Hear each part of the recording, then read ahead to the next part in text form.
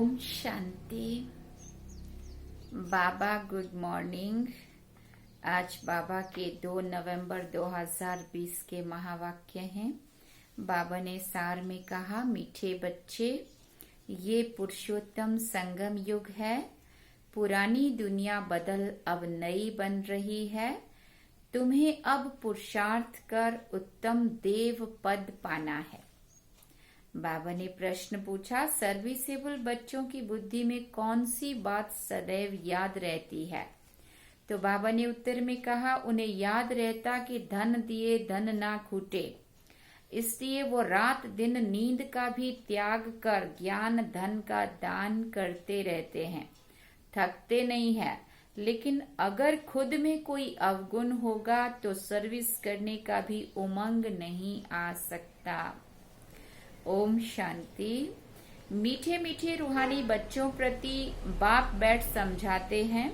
बच्चे जानते हैं परमपिता रोज रोज समझाते हैं। जैसे रोज रोज टीचर पढ़ाते हैं ना, बाप सिर्फ शिक्षा देंगे, संभालते रहेंगे, क्योंकि बाप के घर में ही तो बच्चे रहते हैं ना, माँ बाप साथ रहते हैं। यहाँ तो ये वंडरफुल बात है, रूहानी बाप के पास तुम रहते हो। एक तो रूहानी बाप के पास मूल वतन में रहते हो, फिर कल्प में एक ही बार बाप आते हैं बच्चों को वर्षा देने व पावन बनाने, सुख व शांति देने, तो जरूर नीचे आकर रहते होंगे। इसमें ही मनुष्यों का मुंझारा है। गायन भी है, साधारण तन में प्रवेश करते हैं। अब साधारण तन कहाँ से उड़कर तो नहीं आता है, जरूर मनुष्य के तन में ही आते हैं। सो भी बताते हैं, मैं इस तन में प्रवेश करता हूँ। तुम बच्चे भी समझते हो, बाप हमको स्वर्ग का वर्षा देने आए हैं। जरूर हम लायक नहीं है, पतित बन गए हैं। सभी कहते भी हैं, हे पतित पावन आओ, आकर हम पतितों को पावन बनाओ। अब बाप कहते हैं, मुझे कल्प कल्प पतितों को पावन बनाने की ड्यूटी मिली हुई है। सतयुग में भेज देते हैं, वहां से कर्म करते करते, और फिर द्वापर से दयाभिमान में आकर के फिर आत्मा मैली पतित काली हो जाती है। फिर बाबा को आना पड़ता है साफ करने के लिए, पावन बनाने के लिए। बाबा कहते कल्प कल्प मुझे ये ड्यूटी मिली हुई है पतित से पावन बनाने की। बाबा कहते, हे बच्चों, अब इस पतित दुनिया को पावन बनाना है। पुरानी दुनिया को पतित, नई दुनिया को पावन कहेंगे।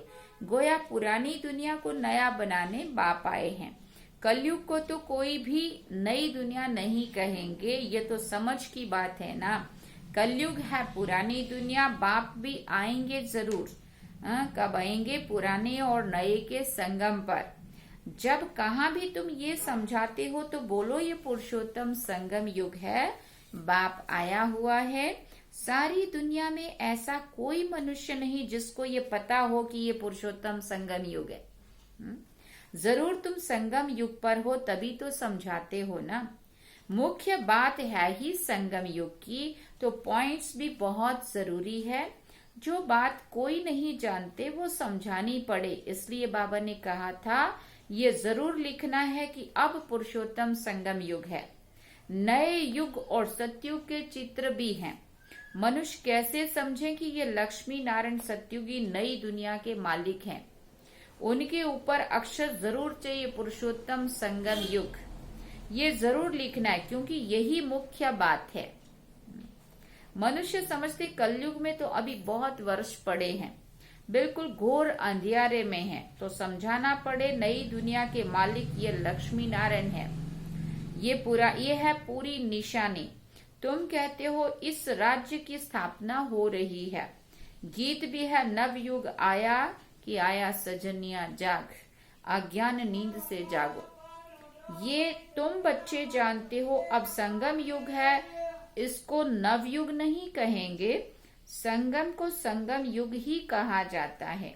ये है पुरुषोत्तम संगम युग, जबकि पुरानी दुनिया खत्म हो और नई दुनिया स्थापन होनी है। मनुष्य से देवता बन रहे हैं, राजयोग सीख रहे हैं। देवताओं में भी उत्तम पद है ही इन लक्ष्मी नारायण का। ये भी है तो मनुष्य, इनमें दैवी गुण है, इसलिए देवी देवता कहा जाता है। सबसे उत्तम गुण है पवित्रता का, तभी तो मनुष्य देवताओं के आगे जाकर माथा टेकते हैं। ये सब पॉइंट्स बुद्धि में धारण उनको होगी जो सर्विस करते रहते हैं। कहा जाता है धन दिए धन ना खूटे। बहुत समझानी मिलती रहती है, नॉलेज तो बहुत सहज है, परंतु कोई में धारणा अच्छी होती, कोई में नहीं होती है। जिनमें अवगुण है वो तो सेंटर भी संभाल नहीं सकते। बाबा कितना क्लियर बोलते हैं, अपने में अवगुण भरे हुए होंगे तो हम किसी को भी क्लास में भी किसी को नहीं कह पाएंगे कि हाँ भाई तुम ये छोड़ दो या ये नहीं करो वो नहीं करो। तो बाबा कहते जिनमें अवगुण है वो सेंटर संभाल भी नहीं सकते हैं। तो बाप बच्चों को समझाते प्रदर्शनी में भी सीधे सीधे अक्षर देने चाहिए। पुरुषोत्तम संगम युग तो मुख्य समझाना चाहिए। इस संगम पर आदि सनातन देवी देवता धर्म की स्थापना हो रही है। आज जब ये धर्म था तो और कोई भी धर्म नहीं था। ये जो महाभारत लड़ाई है ना, उनकी भी ड्रामा में नोंद है, जिसकी अभी चारों तरफ हम आप सब देख रहे हैं, सुन रहे हैं कि तैयारियां फुल हो चुकी है तीसरे महायुद्ध की। बाबा कहते ये भी ड्रामा में नोंद है। अगर ये नहीं होता, विनाशकाले विपरीत बुद्धि होकर के लोग ये सब नहीं करते तैयारियां, तो बाबा कहते सतयुग कैसे आता है। तो आने वाली दुनिया हमारे लिए बननी है या बन रही है, उसके लिए ये सब जरूरी है। ड्रामा में नोंद है, ये सब होना ही है। प्रकृति अपना काम करेगी, दूसरे देश और उनके रहने वाले लोग विनाशकाले विपरीत बुद्धि और बाबा कहते वो अपना काम करेंगे। ये भी अभी निकले हैं। बाबा ने कहा सब ड्रामा में नोंद है, आगे थोड़ी थे 100 वर्ष के अंदर सब खलास हो जाते हैं। संगम को कम से कम 100 वर्ष तो चाहिए ना। सारी दुनिया नई बननी है। न्यू दिल्ली बनाने में कितना वर्ष लगा, यहाँ तो पूरी दुनिया को बदलना है ना। तो बाबा कहते तुम समझते हो भारत में ही नई दुनिया होती है, फिर पुरानी दुनिया खलास हो जाएगी। कुछ तो रहती है ना, प्रलय नहीं होती है। ये सब बातें बुद्धि में है। अभी है संगम युग। नई दुनिया में जरूर ये देवी देवता थे, फिर से यही होंगे। ये है राजयोग की पढ़ाई। अगर कोई डिटेल में नहीं समझा सकते तो सिर्फ एक बात बोलो, परमपिता परमात्मा जो सबका बाप है उनको तो सब याद करते हैं ना। वो सब हम बच्चों को कहते हैं तुम पतित बन पड़े हो, पुकारते भी हो हे पतित पावन आओ। तो बरोबर कलयुग में है पतित, सतयुग में पावन होते हैं।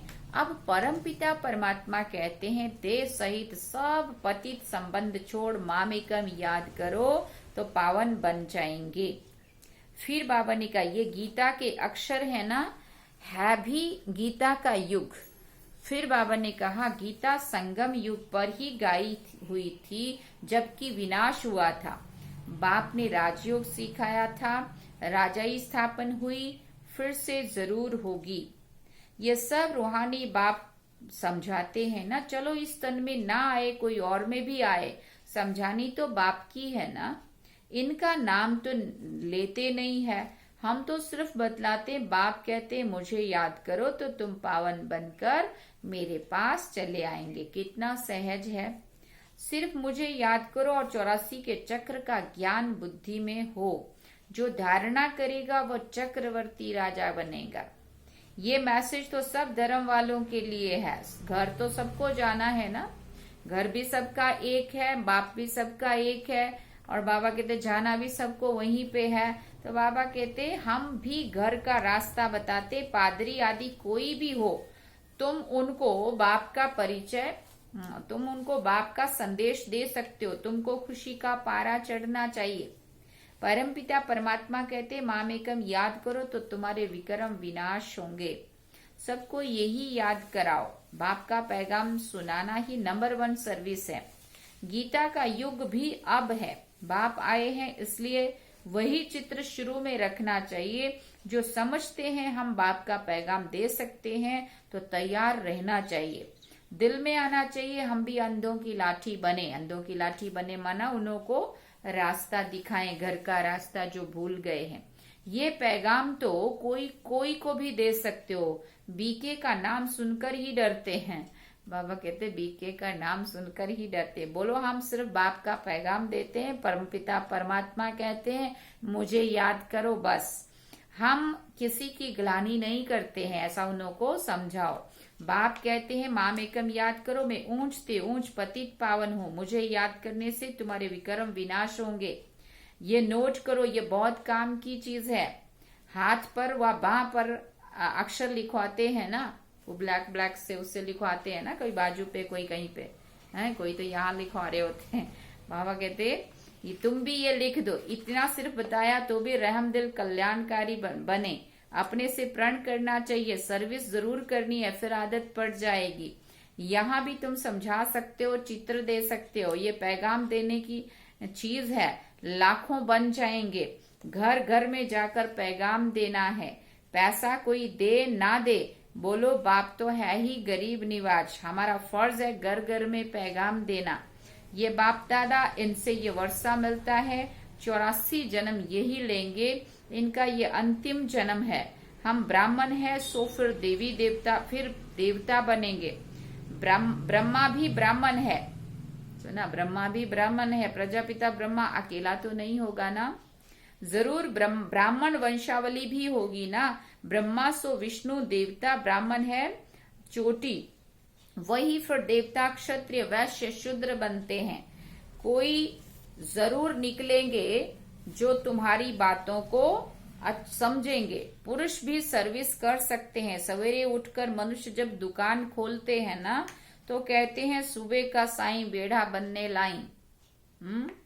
तुम भी सवेरे सवेरे जाकर बाप का पैगाम सुनाओ। बोलो तुम्हारा धंधा बहुत अच्छा होगा, ऐसा बोलो उनको कि तुम्हारा धंधा बहुत अच्छा चलेगा। तुम जो बोल रहे हो ना सुबह का साईं बेड़ा बनने लाई, तो बेड़ा बनने कैसे लगे, बेड़ा पार लगाना मतलब ऐसा भगवान को वो लोग भी पुकारते। तो उनको बोलो कि कैसे बेड़ा पार होगा तुम्हारा, आओ तो हम तुमको समझाएं।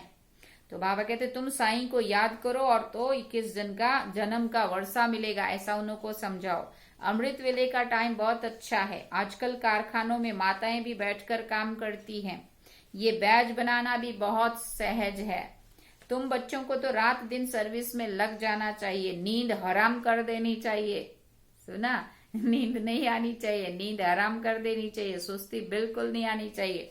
बाप का परिचय मिलने से मनुष्य धन के बन जाते हैं। तुम किसी को भी पैगाम दे सकते हो। तुम्हारा ज्ञान तो बहुत ऊंचा है। बोलो हम तो एक को याद करते हैं, क्राइस्ट की आत्मा भी उनका बच्चा थी, ऐसा उनको समझाना है। आत्माएं तो सब उनके बच्चे हैं। वही गॉडफादर कहते हैं कि और कोई भी देहधारियों को याद मत करो।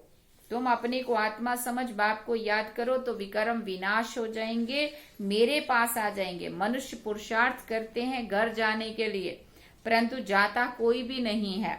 देखा जाता है बच्चे अभी बहुत ठंडे हैं, इसलिए इतनी मेहनत नहीं पहुंचती है। बहाना करते रहते हैं, इसमें बहुत सहन करना पड़ता है। बाबा ने कहा धर्म स्थापक को कितना सहन करना पड़ता है। क्राइस्ट के लिए भी कहते हैं उनको क्रॉस पर चढ़ाया। तुम्हारा काम है सबको संदेश देना, उसके लिए युक्तियां बाबा बताते रहते हैं। कोई सर्विस नहीं करते हैं तो बाबा समझते हैं धारणा नहीं है, क्योंकि जो चीज हम खुद में धारण नहीं कर रहे हैं वो किसी को समझा नहीं पाते हैं। बाबा ने कहा बाबा राय देते कैसे पैगाम दो। ट्रेन में भी तुम ये पैगाम देते रहो। तुम जानते हो हम स्वर्ग में जाते हैं, कोई शांति धाम में भी जाएंगे ना। रास्ता तो तुम ही बता सकते हो। तुम ब्राह्मणों को ही जाना चाहिए, हैं तो बहुत। ब्राह्मणों को कहाँ तो रखेंगे ना। ब्राह्मण देवता क्षत्रिय प्रजापिता ब्रह्मा की औलाद तो जरूर होंगे ना। फिर बाबा ने कहा आदि में है ही ब्राह्मण, तुम ब्राह्मण हो ऊंचते ऊंच, इसलिए ब्राह्मण ऊंचते ऊंच। तो उन्होंने क्या किया, यहाँ चोटी लगा दी। फिर बाबा कहते ब्राह्मण हो ऊंचते ऊंच। वो ब्राह्मण है कुक वंशावली, ब्राह्मण तो जरूर चाहिए ना, नहीं तो प्रजापिता ब्रह्मा के बच्चे ब्राह्मण कहाँ से आए, कहाँ गए। ब्राह्मणों को तुम बैठकर समझाओ तो वो झट समझ जाएंगे। बोलो तुम भी ब्राह्मण हो, हम भी अपने को ब्राह्मण कहलाते हैं। अब बताओ कि तुम्हारा धर्म स्थापन करने वाला कौन, ऐसा पूछो उनको, समझाओ। फिर ब्रह्मा के सिवाय कोई का नाम नहीं लेंगे। तुम ट्रायल करके देखो। ब्राह्मणों के भी बहुत बड़े बड़े कुल होते हैं, पुजारी ब्राह्मण ढेर हैं। अजमेर में ढेर बच्चे जाते हैं। कभी कोई ने समाचार नहीं दिया कि ब्राह्मणों से मिले, उनसे पूछा तुम्हारा धर्म स्थापन करने वाला कौन? ब्राह्मण धर्म किसने स्थापन किया? तुमको तो मालूम है सच्चे ब्राह्मण कौन है। तुम बच्चों का कल्याण कर सकते हो, तुम बहुतों का कल्याण कर सकते हो। यात्राओं पर भी भक्त ही जाते हैं। ये चित्र तो बहुत अच्छा है लक्ष्मी नारायण का। तुमको मालूम, तुम बाबा कहते उनको पूछो, तुमको मालूम है जगदम्बा कौन है, लक्ष्मी कौन है? ऐसे ऐसे तुम नौकरों, भिलनियों आदि को भी समझा सकते हो। तुम्हारे बिगड़ तो कोई है नहीं जो उनको सुनाए। सुना, बहुत रहम दिल बनना है। बोलो तुम भी पावन दुनिया में जा सकते हो। हाँ, अपने को आत्मा समझो, शिव बाबा को याद करो। शौक बहुत होना चाहिए किसी को भी रास्ता बताने का। जो खुद याद करते होंगे वही दूसरों को याद कराने का पुरुषार्थ कराएंगे। फिर बाबा ने कहा, बाप तो जाकर नहीं बात करेंगे ना, ये तो तुम बच्चों का काम है। गरीबों का भी कल्याण करना है, बेचारे बहुत सुखी हो जाएंगे। थोड़ा याद करने से प्रजा में भी आ जाएं, वो भी अच्छा है। ये धर्म तो बहुत सुख देने वाला है। दिन प्रतिदिन तुम्हारा आवाज जोर से निकलेगा। सबको यही पैगाम देते रहो, अपने को आत्मा समझ बाप को याद करो। तुम मीठे मीठे बच्चे पद्मा पदम भाग्यशाली हो। सुना, जबकि महिमा सुनते हो, समझते हो, फिर भी कोई बात की फिक्रात आदि क्यों रखनी चाहिए?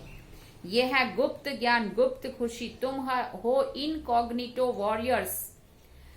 तुमको अननोन वॉरियर्स कहेंगे और कोई अननोन वॉरियर्स हो नहीं सकता। तुम्हारा दिलवाड़ा मंदिर पूरा यादगार है। दिल लेने वाले का परिवार है ना, महावीर महावीरनी और उनकी औलाद, ये पूरा तीर्थ है। काशी से भी ऊंची जगह हुई। सुना, अच्छा, मीठे मीठे सिकिल दे बच्चों प्रति माता पिता बाप दादा का याद प्यार और गुड मॉर्निंग। रूहानी बाप की रूहानी बच्चों को नमस्ते। हम रूहानी बच्चों की रूहानी माता पिता बाप दादा को दिल व जान सिकवा प्रेम से याद प्यार, गुड मॉर्निंग, नमस्ते, थैंक्स बाबा जी। अब धारणा के लिए मुख्य सार है। पहला पॉइंट, घर घर में जाकर बाप का पैगाम देना है। सर्विस करने का प्रण करो। सर्विस के लिए कोई भी बहाना मत दो। फिर बाबा ने दूसरा पॉइंट का, किसी भी बात की फिक्रात नहीं करनी है। गुप्त खुशी में रहना है। किसी भी देहधारी को याद नहीं करना है। एक बाप की याद में रहना है। वरदान में बाबा ने कहा, परिस्थितियों को गुड लक समझ अपने निश्चय के फाउंडेशन को मजबूत बनाने वाले अचल अडोल भव। परिस्थितियों को गुड लक समझ अपने निश्चय के फाउंडेशन को मजबूत बनाने वाले अचल अडोल भव। परिस्थितियों से घबराना नहीं है, लेकिन उनको गुड लक समझना है कि जो परिस्थिति आई है मुझे मजबूत बनाने के लिए आई है। कोई भी परिस्थिति आए तो आप हाई जंप दे दो, क्योंकि परिस्थिति आना भी गुड लक है। जैसे हम स्कूल में जब पढ़ते हैं और परीक्षा से अगर हम डरें तो परीक्षा नहीं आएगी तो हम कैसे दूसरी क्लास में जाएंगे? तो दूसरी क्लास में ट्रांसफर होने के लिए परीक्षा आनी बहुत जरूरी होती है। उससे डरने की जरूरत नहीं है। बाबा कहते हैं ये तो गुड लक है। ये निश्चय के फाउंडेशन को मजबूत करने का साधन है। जब आप एक बारी अंगद के समान मजबूत हो जाएंगे तो ये पेपर भी नमस्कार करेंगे। सुना, ये पेपर भी नमस्कार करेंगे। जब आप मजबूत हो जाएंगे, वो देख लेंगे कि ये किसी से हार खाने वाले नहीं है। पहले विकराल रूप में आएंगे, फिर दासी बन जाएंगे। हाँ, चेक करने आएंगे पहले विकराल रूप में। चैलेंज करो, हम महावीर हैं। सुना, आज सारा दिन सोचना हम महावीर हैं। महावीर महावीरनिया। जैसे पानी के ऊपर की लकीर ठहर नहीं सकती, ऐसे मुझ मास्टर सागर के ऊपर कोई परिस्थिति वार नहीं कर सकती है। स्वस्थिति में रहने से अचल अडोल बन जाएंगे। फिर बाबा ने आज स्लोगन में कहा, नॉलेजफुल वो है जिसका हर कर्म श्रेष्ठ और सफल हो। नॉलेजफुल वो है जिसका हर कर्म श्रेष्ठ और सफल हो। अच्छा, ओम शांति। ये थे आज के बाबा के महावाक्य। बाबा ने सार में कहा, मीठे बच्चे, ये पुरुषोत्तम संगम युग है। पुरानी दुनिया बदल अब नई बन रही है। तुम्हें अब पुरुषार्थ कर उत्तम देव पद प्राप्त करना है। चलो अभी बाबा को याद करेंगे। ओम शांति।